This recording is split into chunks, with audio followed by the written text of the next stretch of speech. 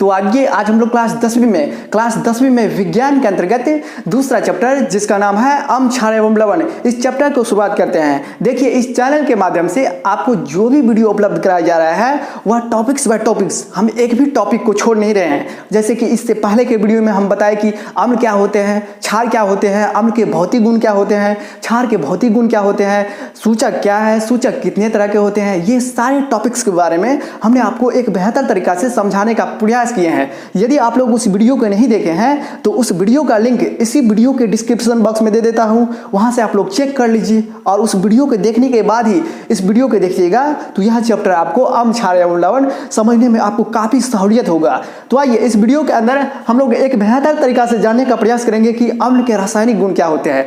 ये 5 अंक वाला क्वेश्चन है, आपको 100% है। इससे एक या दो क्वेश्चन ऑब्जेक्टिव के रूप में या नहीं तो सब्जेक्टिव के रूप में क्वेश्चन हर एक बार क्वेश्चन पूछा ही जाता है कि अम्ल के भौतिक गुण एवं रासायनिक गुणधर्म को लिखिए। तो आइए इस वीडियो के अंदर इस बात को हम लोग एक बेहतर तरीका से समझने का प्रयास करते हैं। देखिए, अम्ल के रासायनिक गुण में पहला गुण देखिए, अम्ल धातु से अभिक्रिया करके लवण प्लस हाइड्रोजन गैस देता है। पहला हम क्या लिखेंगे, अम्ल धातु से अभिक्रिया करके लवण प्लस हाइड्रोजन गैस देता है। यहाँ पे देखिए, अम्ल में हमेशा क्या लेंगे, तो अम्ल में हमेशा लेंगे HCl, HNO3, H2SO4 और बहुत सारे अम्ल ले सकते हैं, लेकिन यही तीनों को हम क्यों बोल रहे हैं, क्योंकि ये प्रबल अम्ल है। प्रबल अम्ल का मतलब क्या हुआ, यह किसी के साथ तुरंत अभिक्रिया कर लेगा। प्रबल अम्ल उस तरह के अम्ल को कहते हैं जिसमें H+ आयन की सांद्रता ज्यादा होती है। H+ आयन की मात्रा जिस अम्ल में ज्यादा होती है उसी अम्ल को कहते हैं प्रबल अम्ल। ये HCl हो गया, HNO3, HCl को क्या पढ़ते हैं तो हाइड्रोक्लोरिक अम्ल, और HNO3 को क्या पढ़ते हैं नाइट्रिक अम्ल, और H2SO4 को क्या बोलते हैं सल्फ्यूरिक अम्ल। समझ गए नहीं, तो अम्ल जब भी लेते हैं ना तो यही लेते हैं, तीनों लेते हैं, इन्हीं तीनों में से कोई एक न एक लेते हैं और किसी के साथ अभिक्रिया कराते हैं। चाहे आपको धातु से अभिक्रिया कराना हो, चाहे आपको धातु कार्बोनेट से अभिक्रिया कराना हो, चाहे आपको धातु हाइड्रोजन कार्बोनेट से अभिक्रिया कराना हो, चाहे धातु सल्फाइड से अभिक्रिया कराना हो, चाहे धातु सल्फाइड से अभिक्रिया कराना हो। अब जितना भी नाम लिए हैं उसी से अभिक्रिया कराएंगे। अम्ल क्या होता है जब अम्ल धातु से अभिक्रिया करता है, क्या होता है जब अम्ल धातु कार्बोनेट से अभिक्रिया करता है, क्या होता है जब अम्ल धातु हाइड्रोजन कार्बोनेट से अभिक्रिया करता है, क्या क्या बनता है, इसी के बारे में समझेंगे। यानी कि इससे नया पदार्थ क्या बनेगा। अम्ल को जब किसी पदार्थ से अभिक्रिया करेंगे और अभिक्रिया कराने के बाद क्या नया पदार्थ बनता है, इसी के बारे में हम लोग आज के इस वीडियो में एक बेहतर तरीका से समझने का प्रयास करेंगे। देखिए, पहला गुण हम लोग लिखते हैं, आप लोग कॉपी में फेयर इसको लिखते जाइएगा। अम्ल धातु से अभिक्रिया करके लवण प्लस हाइड्रोजन गैस देता है। तो आइए एक बेहतर तरीका से हम आपको समझाने का प्रयास करते हैं। जैसे कि हम देखिए, अम्ल ले लिए प्लस धातु ले लिए, क्या देगा तो लवण देगा, इसके बाद क्या देगा हाइड्रोजन गैस देगा ना, हाइड्रोजन गैस, यानी कि हाइड्रोजन गैस देता है। इस चिन्ह का मतलब क्या हुआ, हाइड्रोजन गैस उत्पन्न करता है। इस चिन्ह का मतलब ये एरो इस प्रकार देते हैं, इसका मतलब क्या हुआ, हाइड्रोजन गैस निकलता है, उत्पन्न होता है। समझ गए ना, तो इसको बढ़िया से ध्यान में रखिएगा। देखिए, अम्ल धातु क्या होता है, तो धातु धनिक होता है। अब बोलिएगा सर जी क्यों, कैसे कहते हैं, जो किसी पदार्थ को, यानी कि मान के चलिए धनिक क्या करता है, गरीब आदमी को किसी को देता है, तो धातु के पास जो होता है ना इलेक्ट्रॉन त्यागने की प्रवृत्ति रहता है, किसी को इलेक्ट्रॉन दे देता है। तो आप लोग जानते हो ना, धनिक आदमी ने किसी को देता है। तो ये बात सिर्फ समझाने के लिए बोल रहे हैं, ऐसी बात नहीं है कि गरीब नहीं देता है, गरीबे ज्यादा देता है। समझ गए, तो धातु क्या होता है, धनिक होता है, यानी कि धातु के पास इलेक्ट्रॉन की मात्रा, यानी कि इलेक्ट्रॉन त्यागने की प्रवृत्ति रहता है। तो धातु मतलब क्या होता है, धातु धनिक होता है, धातु के पास इलेक्ट्रॉन रहता है। तो ये इलेक्ट्रॉन क्या देता है, किसको, अम्ल को।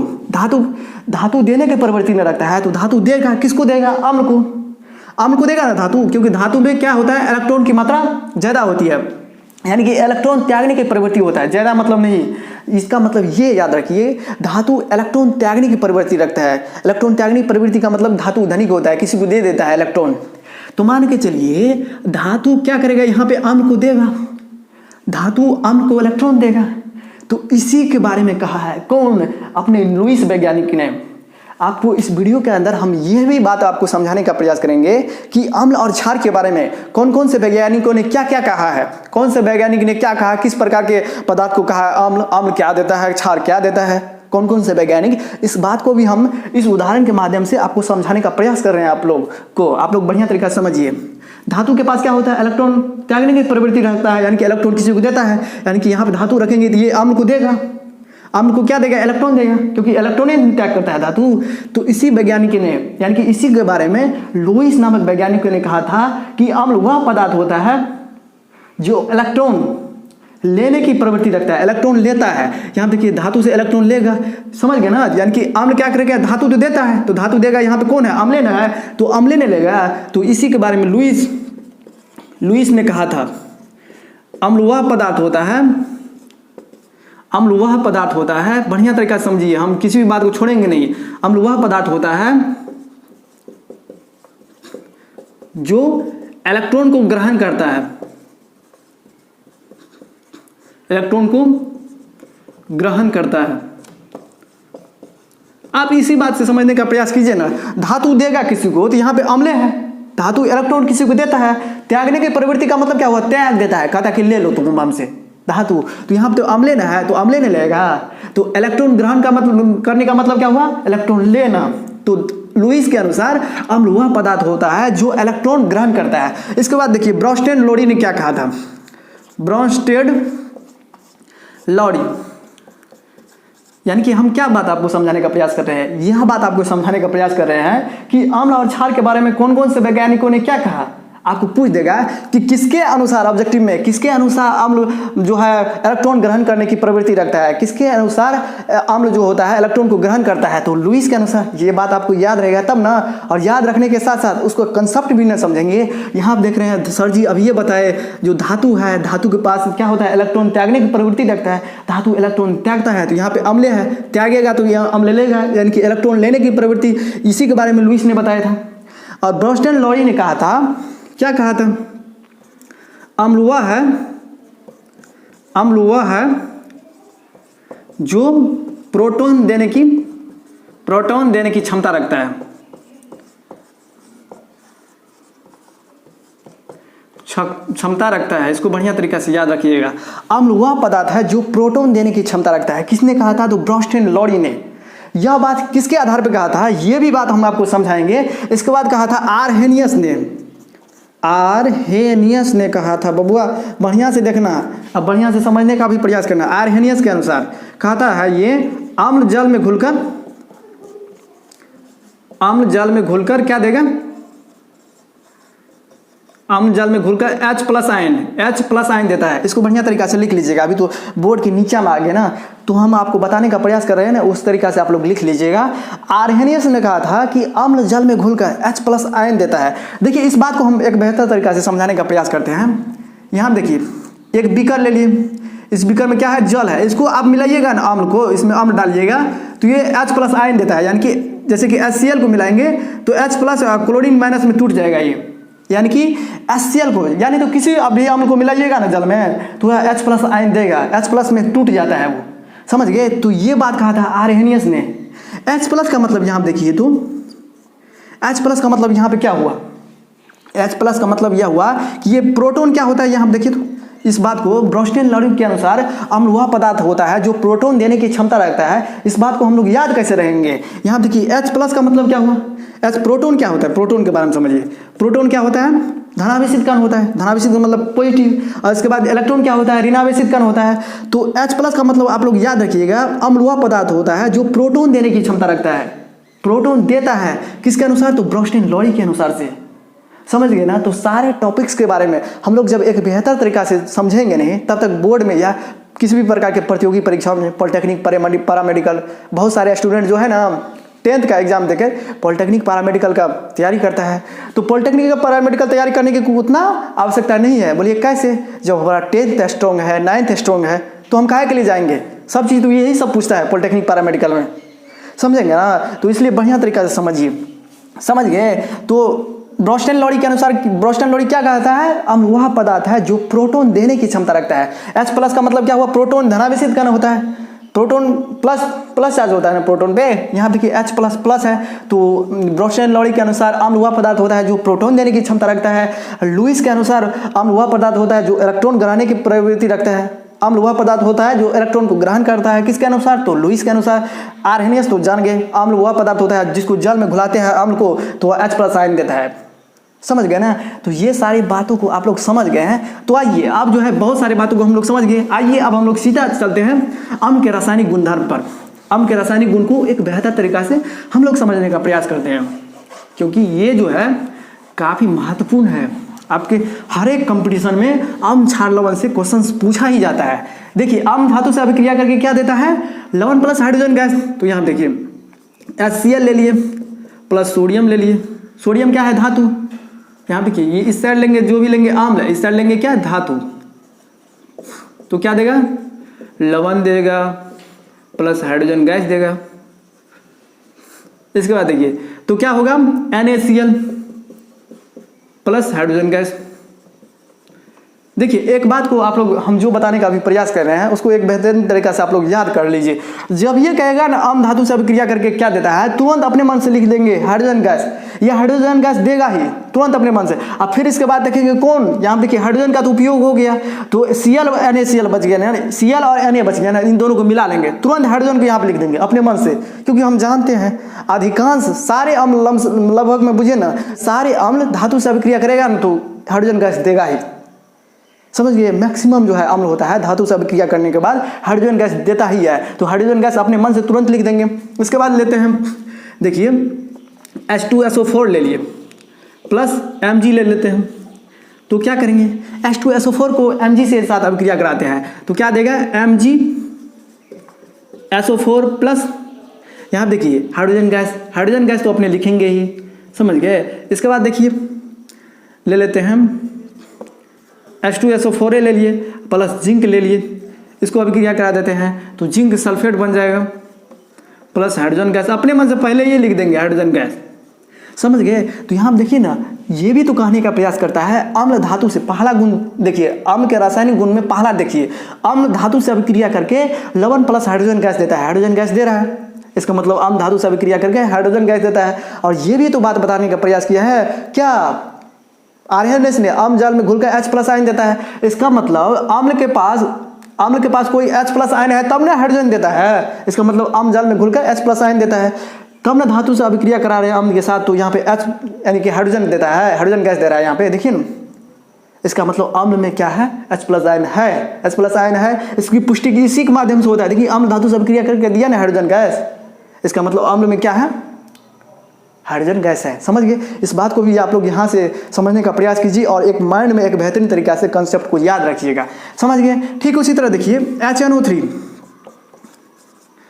HNO3 यहाँ पर देखिए, इससे क्वेश्चन बन सकता है क्या, HNO3 यानी कि क्या नाइट्रिक अम्ल सभी धातु से अभिक्रिया करके H+ आयन देता है। इस टाइप से क्वेश्चंस आपके बोर्ड परीक्षा में, सभी प्रकार के प्रतियोगी परीक्षाओं में, पॉलिटेक्निक, पैरामेडिकल में इससे क्वेश्चंस खूब पूछता है। तो लिखेंगे इसका जवाब नहीं। बोलिए क्यों, क्योंकि HNO3 जो है एक प्रबल ऑक्सीकारक होता है। प्रबल ऑक्सीकारक का मतलब क्या हुआ, ये ऑक्सीजन देने की क्षमता ज़्यादा रखता है। देखिए यहाँ देखिए हम आपको क्या समझाए, अभी क्या क्वेश्चन किए, क्या सभी धातु नाइट्रिक अम्ल से अभिक्रिया करके H+ आयन देता है, तो बोलेंगे नहीं। एक बात ये भी याद आप लोग रख लीजिए, क्या इसको कनक, मग, अल, जन, फेसन, पीबी, हक्कू, ये जो है ना अभिक्रियाशील तत्व, इसको याद कर लीजिएगा। कनक का ऊपर से नीचे की तरफ हम लोग जो लिखे, ये अभिक्रियाशील तत्व है, इसको याद कर लीजिए।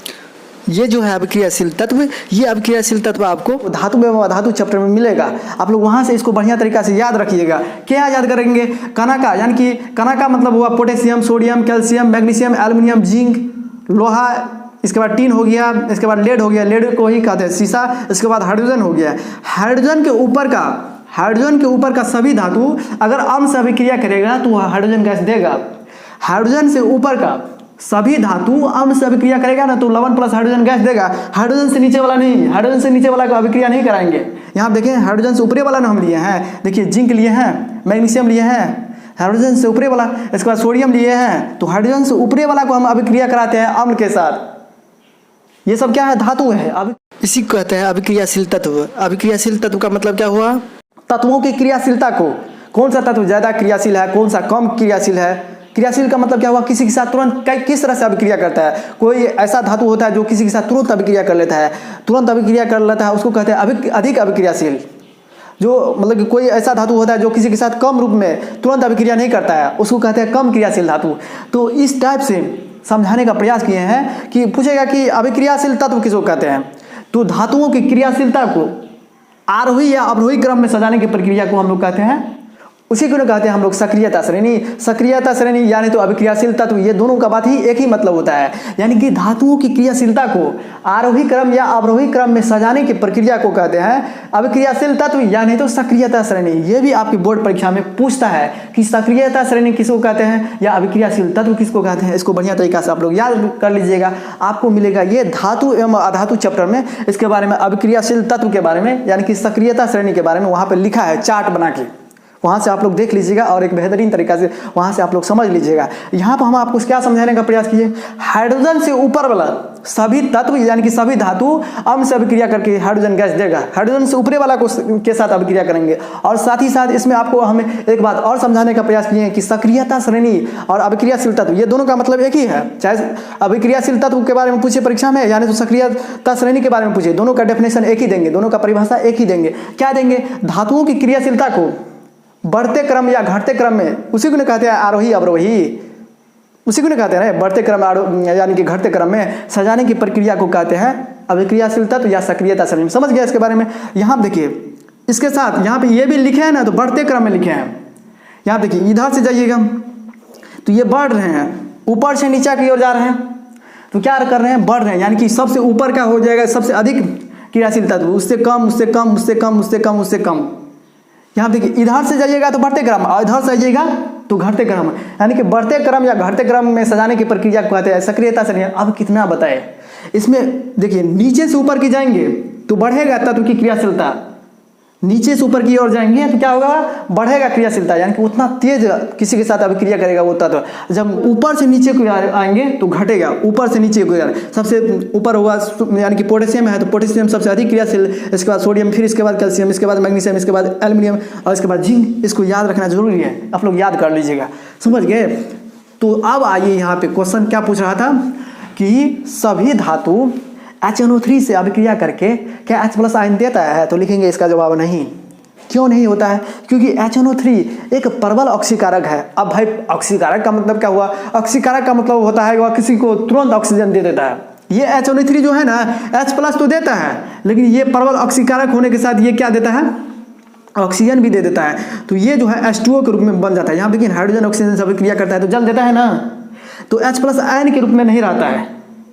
समझ गए। तो आपको एक विभिन्न प्रकार के प्रतियोगी परीक्षा में यानी तो आपके बोर्ड परीक्षा में भी इस प्रकार का क्वेश्चन पूछा जाएगा कि क्या सभी धातुएं HNO3 यानी कि नाइट्रिक अम्ल से अभिक्रिया करके H+ आयन देता है, तो इसका जवाब लिखेंगे नहीं। सभी धातु HNO3 यानी कि नाइट्रिक अम्ल से अभिक्रिया करके H+ आयन नहीं देता है। इसका कारण यह है कि HNO3 एक प्रबल ऑक्सीकारक है या किसी को तुरंत ऑक्सीजन दे देता है। यहाँ देखिए ये तुरंत यानी कि यहाँ पर हाइड्रोजन दिया और हाइड्रोजन देने के साथ तुरंत ऑक्सीजन दे देता है। तो हाइड्रोजन ऑक्सीजन से मिलकर जल का निर्माण कर लिया, तो हाइड्रोजन गैस कहाँ रहा, अब ये जल के रूप में आ गया ना। तो इतने सारे बातों को जब तक आप लोग एक बेहतरीन तरीका से समझिएगा नहीं, तब कैसे आप सभी का मन होगा हम टॉप करेंगे, सभी विद्यार्थी का मन होगा ना हम अपने अपने राज्य में टॉप करेंगे। तो उसके लिए आपको बेहतरीन तरीका से समझना नहीं पड़ेगा। तो लेकिन फिर भी दो ऐसे धातु हैं जो नाइट्रिक अम्ल से भी अभिक्रिया करके H+ आयन देता है। उस धातु का नाम क्या है, मैग्नीज और मैग्नीशियम। ये बात आप लोग याद रख लीजिएगा। मैग्नीज और मैग्नीशियम दो ऐसे धातु हैं, दो ही एक ऐसा धातु है जो HNO3 से अभिक्रिया करके H+ आयन देता है। यहाँ देखिए इसको याद रख लीजिएगा। क्या रखेंगे, Mn और इसके बाद देखिए मैग्नीशियम। Mn का मतलब क्या हुआ, मैग्नीज, और Mg का मतलब क्या हुआ, Mg का मतलब हुआ मैग्नीशियम। ये दोनों तत्व है जो HNO3 से यानी कि नाइट्रिक अम्ल से अभिक्रिया करके आपको H+ आयन देगा, और कोई धातु नहीं देगा। और कोई धातु HNO3 से अभिक्रिया करके H+ आयन नहीं देता है, लेकिन यही सिर्फ दो, इसको याद रख लीजिएगा। तो पहला गुण तो समझ गए, अम्ल धातु से अभिक्रिया करके लवण प्लस हाइड्रोजन गैस देता है। तो अम्ल ले लिए, अम्ल लेते हैं हमेशा HCl H2SO4, इसके बाद ले लिए HNO3 भी लेते हैं। तो HNO3 में यहाँ पे अभी हम नहीं समझाए तो एक बेहतरीन तरीका से समझा दिया कि मतलब कि HNO3 कौन कौन से धातु से अभिक्रिया करेगा, यानी कि HNO3 कौन कौन से धातु से अभिक्रिया करता है, सिर्फ मैग्नीशियम और मैग्नीज से, इसी दोनों से अभिक्रिया करके सिर्फ हाइड्रोजन गैस देगा और दूसरा तत्व से अभिक्रिया करके नहीं देगा हाइड्रोजन गैस। समझ गए? तो बेहतरीन तरीका से आप लोग समझ जाइए। दूसरा गुण देखिए, आप लोग बेहतरीन तरीका से समझिएगा तब ना आएगा टॉपर में, एक भी बात को नहीं छोड़ेंगे, पूरा डिटेल में पढ़ना है। दूसरा गुण देखिए, स्टारे मान लीजिए। दूसरा गुण देखिए, आम्ल। आम्ल जो है धातु कार्बोनेट से,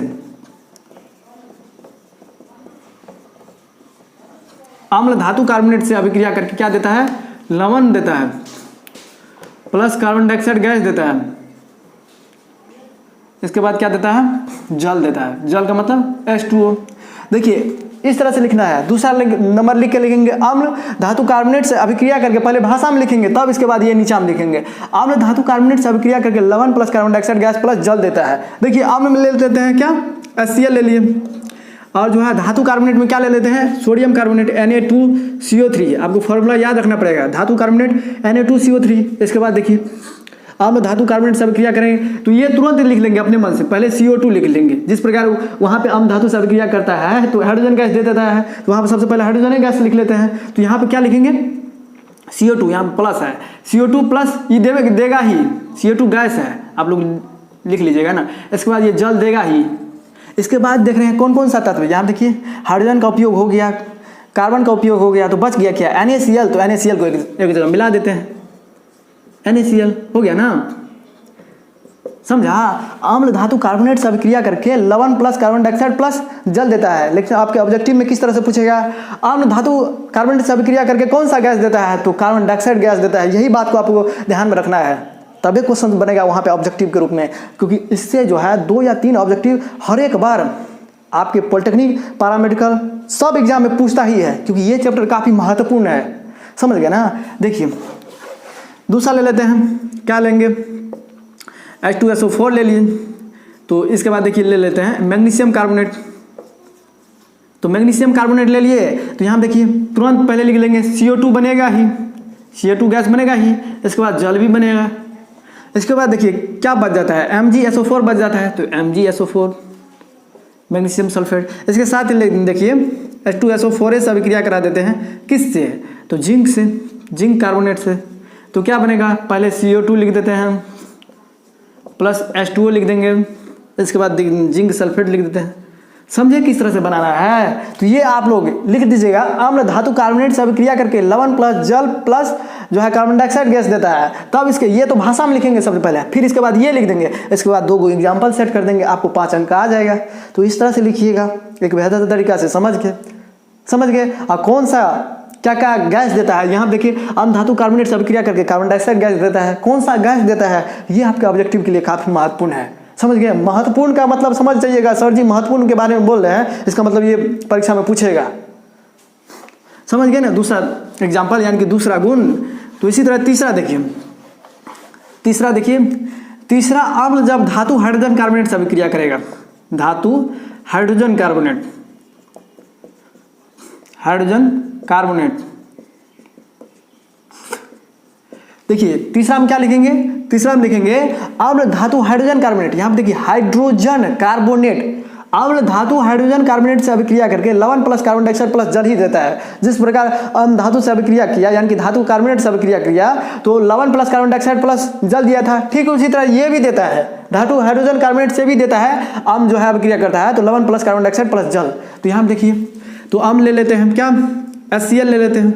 इसके बाद देखिए हमेशा HCl H2SO4 मैक्सिमम रूप में लेते हैं, HNO3 ये सब, समझ गए। और दूसरा भी अम्ल ले सकते हैं, लेकिन दूसरा लेने में थोड़ा आपको दिक्कत होगा, ये परवल अम्ल है, तुरंत किसी के साथ तुरंत अभिक्रिया कर लेगा।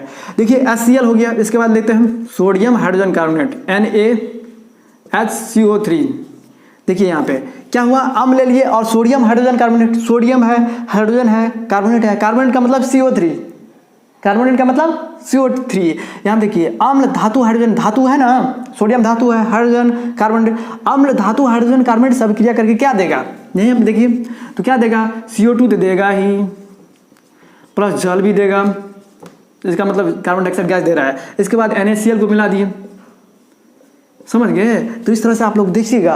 और किसी विद्यार्थियों को होता होगा सर जी ये तो ले लिए, इसको कैसे लिखेंगे, तो इसको लिखने का एक सिंपल तरीका है।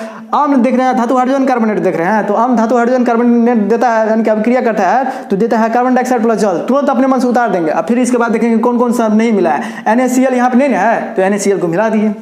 इसके बाद देखिए H2SO4 को अभिक्रिया करा देते हैं मैग्नीशियम कार्बोनेट से, मैग्नीशियम हाइड्रोजन कार्बोनेट से, क्योंकि धातु हाइड्रोजन कार्बोनेट।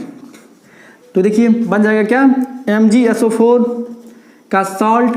इसके बाद देखिए बन जाएगा CO2 तो बनबे करेगा, प्लस हाइड्रोजन बन गया, यानी कि हाइड्रोजन ऑक्साइड यानी कि जल बन गया। तो इस बात को आप लोग इस तरह से याद रखिएगा। यहाँ पे सोडियम हाइड्रोजन कार्बोनेट लिए, मैग्नीशियम हाइड्रोजन कार्बोनेट लिए, जिंक हाइड्रोजन कार्बोनेट लेंगे, समझ गए। इस तरह से अभिक्रिया कराते जाएंगे और आपको रिजल्ट मिलते जाएगा। अम्ल धातु हाइड्रोजन कार्बोनेट से अभिक्रिया करके लवण प्लस कार्बन डाइऑक्साइड प्लस जल देता है, समझ गए ना इसके बारे में। तो इस तरह से बेहतरीन तरीका से आप लोग समझने का प्रयास कीजिए। अब आइए सबसे महत्वपूर्ण प्रश्नों पर चर्चा करते हैं, यानी कि सबसे महत्वपूर्ण गुण है चौथा में क्या है, अम्ल। चौथा में क्या है, अम्ल क्षार से अभिक्रिया करके क्या देता है, तो अम्ल क्षार से अभिक्रिया करके लवण प्लस जल देता है। इस बात को आप लोग याद रखिएगा, ये सबसे महत्वपूर्ण रिएक्शन है। अम्ल क्षार से अभिक्रिया करके, अम्ल में ले लीजिए HCl ले लीजिए, और ले लीजिए क्षार में क्या लेते हैं NaOH।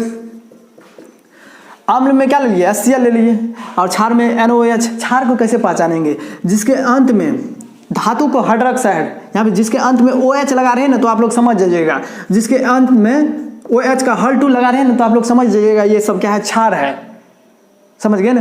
OH का हल 2, इसके बाद CuO, MgO, यानी कि जब देखिएगा धातु के साथ ऑक्सीजन जुड़ा है तो वह क्षारीय होता है। धातु के ऑक्साइड क्षारीय होते हैं और अधातु के ऑक्साइड अम्लीय होते हैं। अधातु के साथ मतलब कि अधातु के साथ आप लोग देख लीजिएगा क्या ऑक्सीजन जुड़ा हुआ है। SO2 के बारे में पूछेगा, SO3 के बारे में पूछेगा, ये अम्लीय पदार्थ होता है।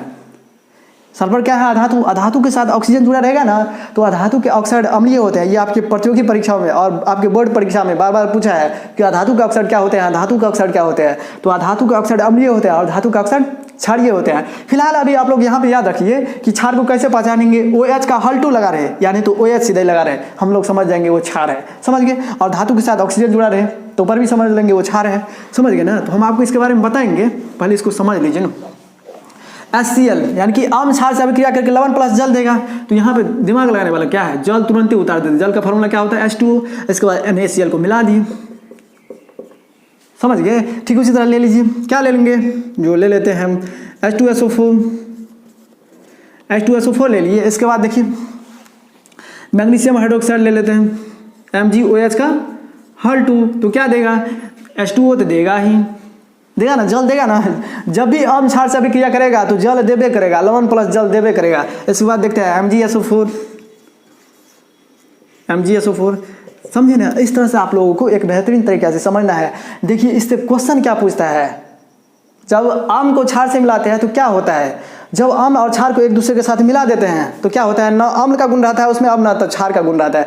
मान के चलिए दो व्यक्ति में हमेशा लड़ाई झगड़ा रहता है, हमेशा लड़ते झगड़ते रहता है। जब उसी दोनों व्यक्ति को बात मिला करके मिला देंगे तो क्या वो लड़ाई करेगा, लड़ाई नहीं करेगा, वो शांत रहेगा, यानी कि उदासीन रहेगा। उदासीन का मतलब शांत रहना है। ठीक उसी तरह ये आम क्षार जो है ना अपने आप से एक दूसरे के साथ तुरंत जो है लड़ाई झगड़े करते रहता है। हम इस बात को एक बेहतरीन तरीका से आपको समझाने का प्रयास कर रहे हैं कि जिस प्रकार दो व्यक्ति जिसके बीच बात बनता नहीं है तो वह हमेशा एक दूसरे के साथ क्या करता रहता है, बुराई करेगा, यानी तो लड़ाई झगड़ा करेगा, खोज ताकते रहेगा। लेकिन वही दो व्यक्तियों के साथ बात मिला करके एक समझौता करवा के उससे दोस्ती करवा देते हैं तो वो न्यूट्रल हो जाता है, उदासीन हो जाता है, यानी कि शांत हो जाता है। ठीक उसी तरह जब अम्ल और क्षार को मिला दीजिएगा तो ये शांत हो जाएगा। अब इसमें अम्ल का गुण रहेगा, यानी कि अम्ल जो पहले झगड़ता था ना, क्षार पहले झगड़ता था, वो झगड़ने वाला गुण नहीं रहेगा, इसमें सब गुण समाप्त हो जाएगा, अब शांत हो गया, अब ये दोस्त बन गया।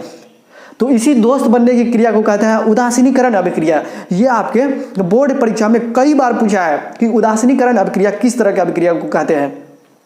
तो लिखेंगे जब अम्ल और क्षार के बीच अभिक्रिया के फलस्वरूप लवण प्लस जल देता है तो इसी प्रक्रिया को कहते हैं उदासीनीकरण अभिक्रिया।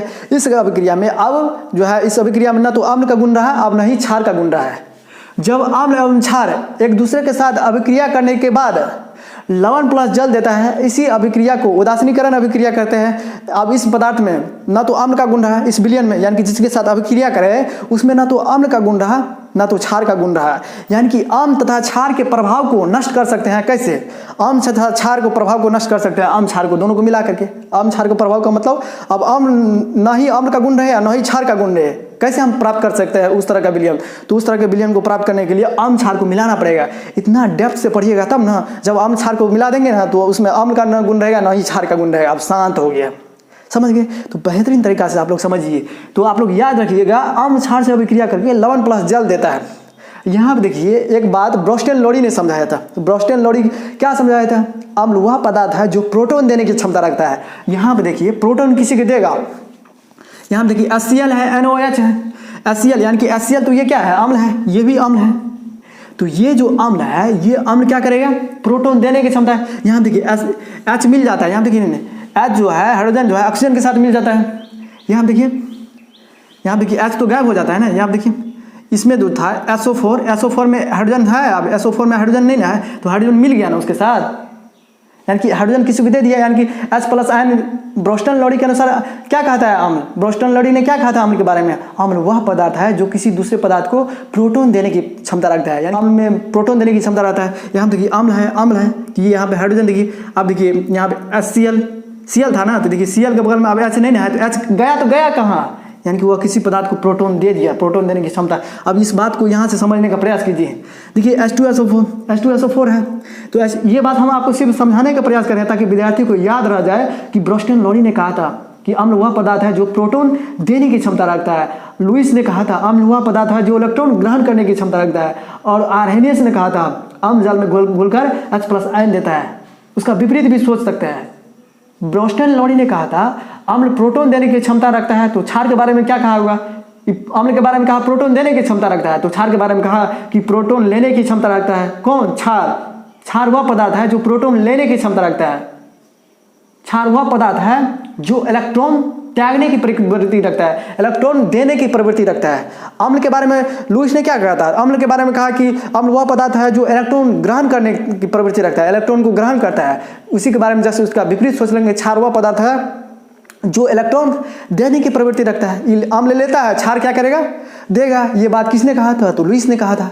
आर्हेनियस ने कहा था अम्ल जल में घुलकर H+ आयन देता है, तो आर्हेनियस ने ही क्षार के बारे में कहा था क्षार जल में घुलकर OH- आयन देता है। समझ गए ना? तो ये सारे बातों को आप लोग याद कर लीजिएगा, क्योंकि ये आपके हर एक प्रकार के कम्पिटिटिव एग्जाम 10वां में तो है ही हैं। हम 10वें को साथ में लेकर नहीं चल रहे हैं।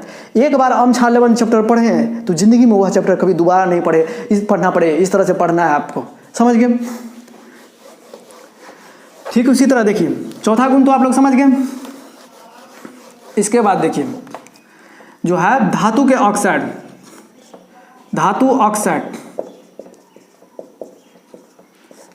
ऑक्साइड जब अम्ल से अभिक्रिया करेगा तो पर भी क्या देगा?